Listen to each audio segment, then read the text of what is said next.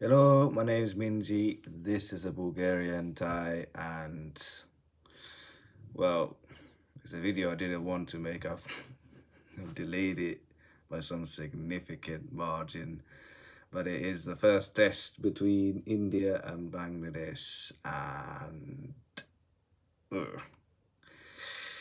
Well, you know what I was saying about seeing Bangladesh potentially get into the World Test Championship final. The problem with supporting a nation that's not quite so good at the game is it's the hope that kills you. It's the hope that kills you. We got a little bit of hope from beating Pakistan 2-0 away from home, and there was a slight chance that we could reach the finals, provided that we, like I said in my last video analysis, that we drew one game and then we won the rest of our game. But the problem is those games were India away, which one has been done and dusted with, two at home to South Africa, and then two away to the West Indies. And unfortunately, we've blown it. It seems like we've blown it. Where did it go wrong? Well, to be fair, day one actually started off okay. We got them to 144 for six, but this is where we lost it. We lost it on day one. It was when, what was it, Ashwin and Jadeja got that partnership that they did and absolutely crushed us. It really was. To stand any chance of beating India, once you got a slight advantage, you got to take it. You got to take it with the scruff of your neck. You can't let them off the hook. Once you let them off the hook, it's done. It's done. It's dusted. It's finished. It's khalast. And they fucking roasted us into a chicken vindaloo. And we can't roast a chicken vindaloo, but they certainly pasted us into a curry and made us into a vindaloo and ate it very nicely. Dear oh dear. I don't really want to give him too much criticism. I don't really want to overreact too much, because to be fair, there were some bits that were good, but there's a reason why India haven't been beaten since 2010 in this. Is it 2010 or 2011 in the series at home? They're just formidable. It's almost inevitable what was going to happen. I did say hopefully we take it to the day five and anything can happen. Hopefully, if we take it by day five, we could even get a draw out of it, but that was never really on the card once. Like I said, Jadeja and who was it, Ashwin, put on that partnership that they did. Don't talk about the first innings of Bangladesh's batting. That, I mean, fine. That was a disaster in its own right. Ashwin spinning us out of control, and as ex-Western would say, spun us and put us into a spliff with a bit of garam masala and some turmeric and some cardamom and all the other Indian spices that you can think of, and smoked us out in the first innings. Second innings, Rishabh Pant, he was in a motorcycle accident. He nearly died, and he's come back and scored a century against Bangladesh. What a comeback for him. I have to hold my hands up and just say, fair play, Rishabh Pant. Mate, to do what you did, you're an inspiration to every single bloke out there that it's not over until it's really, really over. The courage that you showed, what you did in that second innings is fair enough. I can't throw any more superlatives apart from what a man, what an absolute G. And then came the second innings for Bangladesh, which they did slightly better on. On the third, I can't remember what session we came in, whether it was a morning session or afternoon session. I think it was the afternoon session of the third day. They actually survived until tea, I think, didn't they? The Bangladeshi opening pair, they did all right. And then at the end of day three, India got 4 prize wickets, and yeah, I think I kind of knew that day four was going to end in a jiffy. It was sad that it all ended in the morning fucking session of day four. I can't believe 6 wickets all fell in the morning fucking session.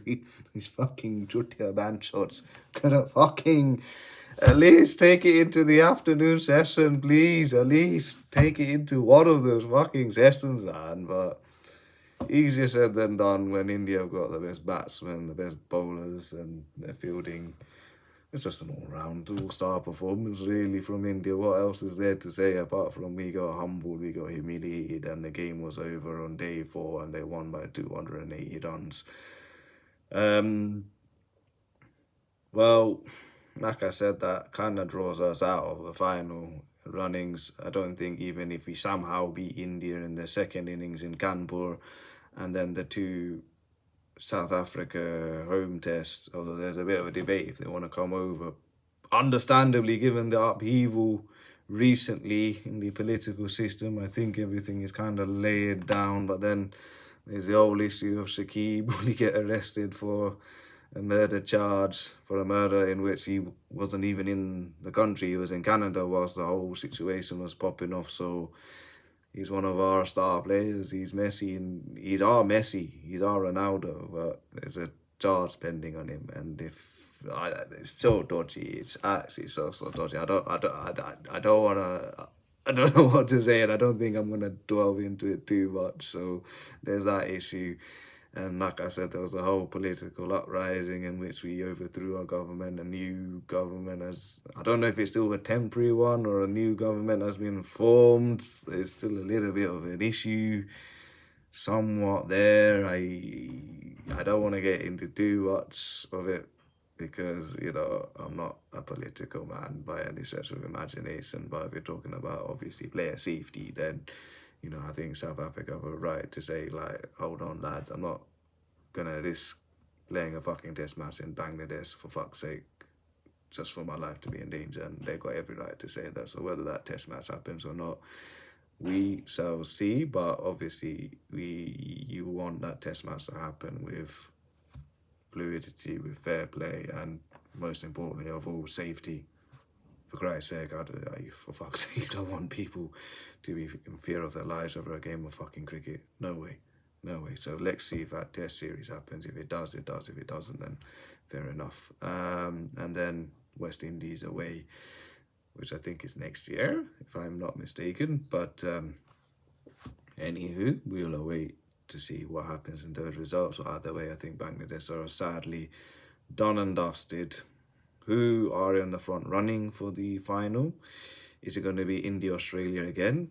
Quite potentially. I'd actually put Sri Lanka as a dark horse of reaching the finals. Would it be an India versus Sri Lanka final? Am I saying India have got 1 foot into the final? Potentially, yeah.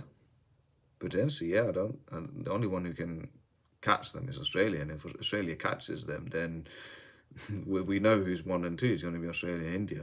Then it's going to be an Australia-India final in Lords next year. But if Sri Lanka, because they've had a fabulous set of results, man. They've had a fabulous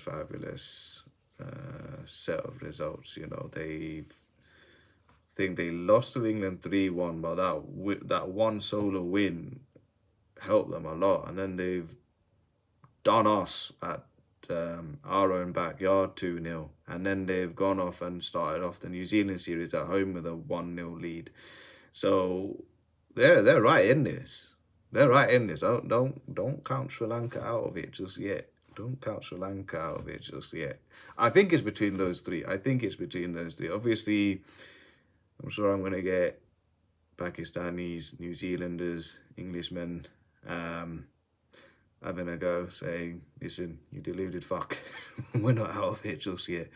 But from what I can see on the tables, probably not. But anyways, this is a disappointed and dejected Bangladeshi shining off saying, the dream was there, but unfortunately, it's over.